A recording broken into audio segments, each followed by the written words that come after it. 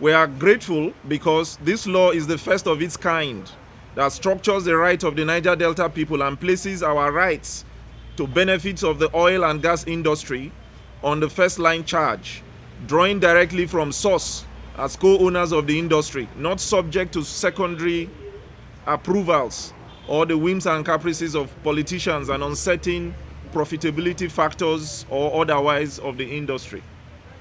3. It is also important to state that this law, through the mechanisms imbued in Chapter 3 for the Host Communities Fund, the opaque political excuses for host community exclusion has been totally eliminated. A situation where funds accruing to host communities has never been directly and solely applied to them before now. 4. It is further instructive to state that though the 3% allocated to the host communities is a far cry from the basic minimum expectation, but we will not rest on our oars, but continue to push for better concessions through further amendments at the National Assembly. 5. May we at this juncture use this medium to call on all governors and National Assembly members from the Niger Delta to bond together, forge a united front, undertake vigorous political lobbying to help us attain the minimum 10% requirement for host communities. 6. We advise all aggrieved Niger Deltans to now channel their dissatisfaction to the National Assembly where it should truly lie, because it is no longer a bill but a law now, and as such can only be amended. The composition and structure of the boards of both the authority and the commission, the necessity, size and volume of the Frontier Development Fund, the proper definition of host communities, etc., are all crucial areas begging for further interrogation, and we must undertake to do so at the National Assembly immediately. 7.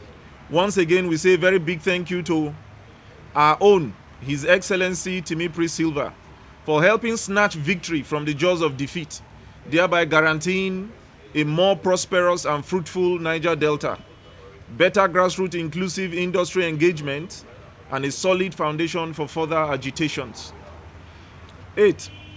Lastly, we want our people all across the Niger Delta to realize that $500 million denied us for over 2 decades will have amounted to more than $10 billion directly in the hands of ordinary citizens in our villages, giving us the power to craft our budget and determine the pace of development in our villages and not politicians. While we continue agitating for more, all that we have lost and cannot gain back because we were not thinking.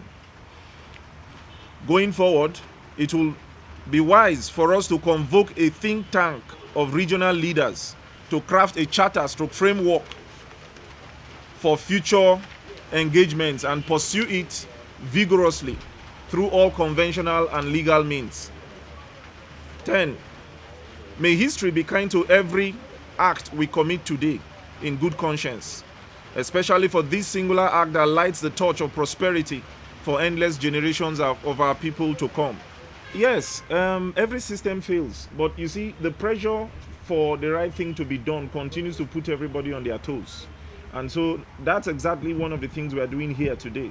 When you take up agitations like this or you make press statements like this, you are appealing to the conscience of the ordinary man to stay upright and continue to do the right things. So we'll continue to rely on certain traditional and conventional structures within the Niger Delta.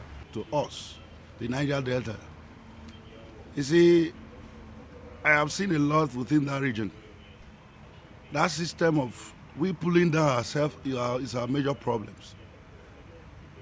If it's not me, it must not be you. That spirit, we must kill that spirit and be in sense of oneness. Because united will stand, divided will fall. If you see what is happening, and this welcome development of this PIA bill that the president just signed into law, it's a welcome development, and I urge all Niger Deltas, please, traditional rulers mostly, it is important for us to come together and make use of these opportunities that has been given to us. And also, I am calling on the youths that are aggrieved one way or the other to stay clear of violence and embrace peace for the region to benefit. With this, most of the oil companies that are outside Niger Delta region will return back. If there is peace, there will be development.